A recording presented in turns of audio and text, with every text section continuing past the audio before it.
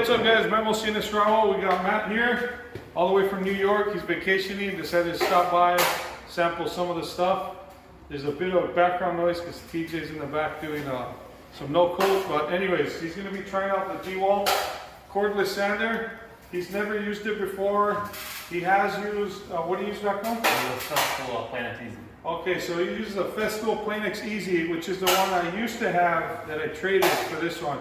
Not necessarily just because I specifically, but just I had too much sandage, so I got rid of that one and I kept this one because it's similar in my opinion.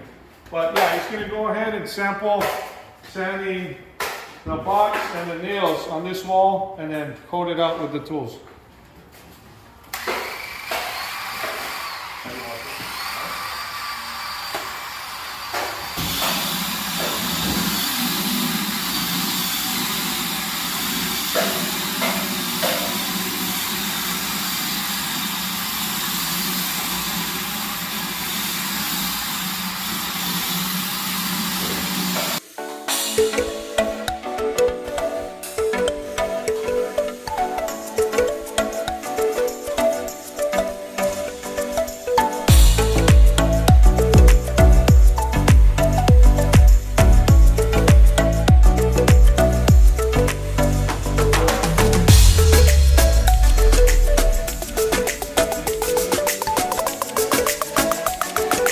So Matt's going to give you his first impressions while I go set up the stuff to run the box.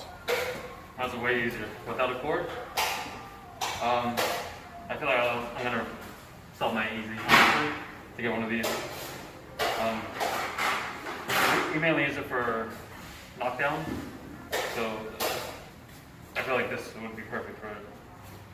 Yeah, so I think Memo uses it for knockdown too. Perfect.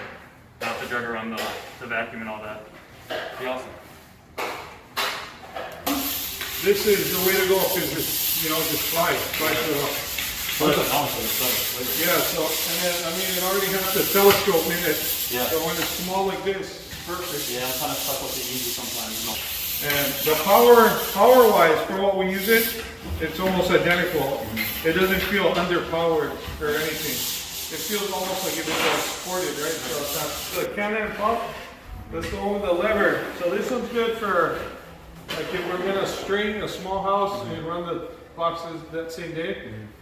I only like to bring this pump because I can fill my bazooka from here and then just give it a switch and then run the boxes. I don't have to switch out anything. But it's fresh.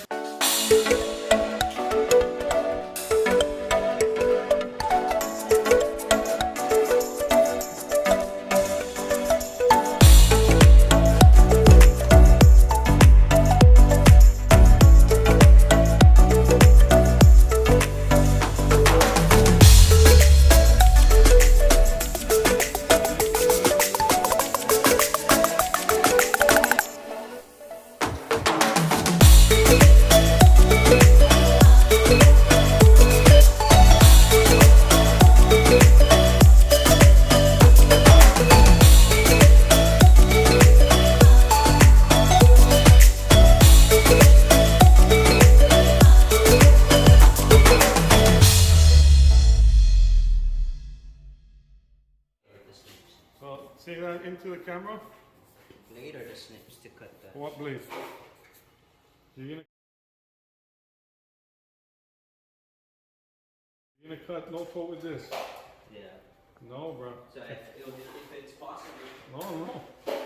Try cutting no coat with that. Cannot, bro. So I had to. No, you need Es que con el cuchillo de 4 ocupa. It's Tape Tech. It has the newer wheels. These wheels are specifically designed. If you were to run corner bead with it, that's what these wheels are for it to ride the edge of the corner bead and pretty much be able to fill it up with the box. But we don't do that. So what I really like about this box is that the trowel is nice and tight, so you don't have to run it in a super high number to get that nice tight final coat. This house is going to be knockdown texture, so it only requires 2 boxes. This is going to be the second coat, so you want to run it either on a 2 or a 3, depending on what happens. When you run it, if you notice there's a lot of pinholes, you're going to want a higher setting, because that means that you're leaving too much compound, so you need to pull it tighter. So if you're running it on 2 and it looks sharp, then you're good to go. The opposite, if you see the tape, or if the tape is still flashing, you're going to want to bury it. So you're going to want to go lower. And the lower the number 0, that means there's no pressure on this trowel bar. The higher the number, the more pressure, the less mud that you're leaving, because the more mud this blade is wiping off at the back end. So you're going to want to run it on 2. Our favorite handle is the Matrix Columbia. This is the shorty, the 2939, perfect for walls at this height. Sample it. Over this, yeah? So you're going to want it move it around a little. The way you fill it is you kind of keep moving it around until you see everything nice and full. For this right here, you're always going to want to start in the corner and go straight out.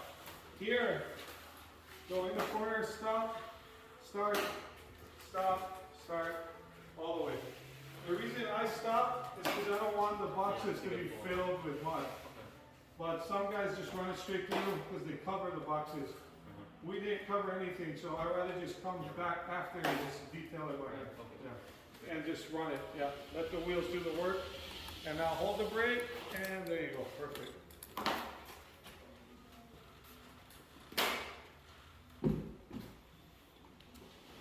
Yep, just like that. Nice and flat. Yeah. So there you lost pressure. When you lose pressure, coming a little closer, Carlos. When you lose pressure, you're not going to get that clean swipe like you did over here. You kind of want to keep that pressure all the way across to get that nice.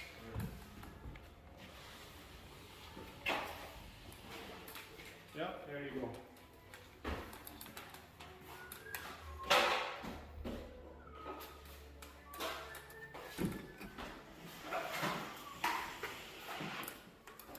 And you can always go back. There you go.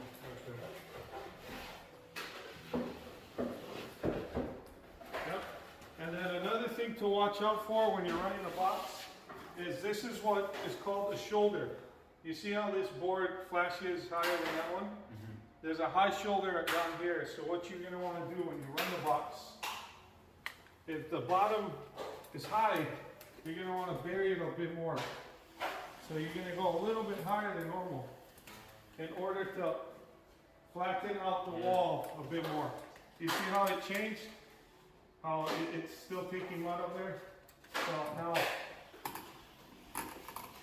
and all that does, it kind of helps make it a little bit more gradual, less of a hump. So this is knockdown, not too bad, but if it were level 5, we need to kind of prepare the wall to just skin it and everything's nice and flat. And then these butt joints, you can either run it in the middle with your second coat. You split open the first one, half and half on the tape, and then the second coat just once in the middle. If we were running the box one last time, what I do is I'll split it up again for the second coat. And on the third coat, I'll go in the middle. So this one, we're only running the box twice. So here, you could go in the middle already. So for this one, all you do is you just, and then you want to press the brake first. You can't just run it like that because you don't have enough leverage. You want to press the brake first. Kind of, you see how my wheels are off? That's okay. Yeah. That's okay. You put pressure and then you pull down and then you engage the wheel. Once you pull down, you can kind of let off the brake and then catch the brake again. Lift it up. This mud is a little bit hard, so it might be kind of stiff for you. For your first 2 coats, which side do you usually leave it on? Open? First coat? No, for the butts. The butts, the first coat I do 0. So I leave it open. For both sides. For the first coat. Yeah. Second coat, I'll do a 1 or 2. Okay. Yeah. For this, for like knockdown. Okay. For smooth, open, and it's still kind of ugly, open again or one, and then the last one, like a two or three, depending on how many pinholes or how smooth it looks. And on the plus,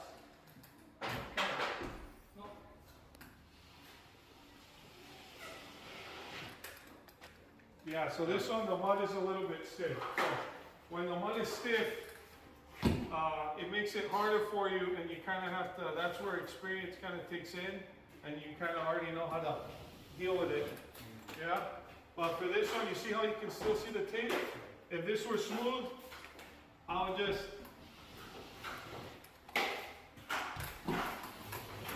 open it up again, and then on that last coat, one in the middle to bury that tape. But now I let that dry, and we'll give it a quick touch up. It's good enough for knockdown. Yeah? So that's it. But yeah, that's today's video. Hope you guys enjoyed. Wanted to thank Matt for stopping by. And shout out to Max Kill. Shout out to Max from Australia. Okay guys, whoa.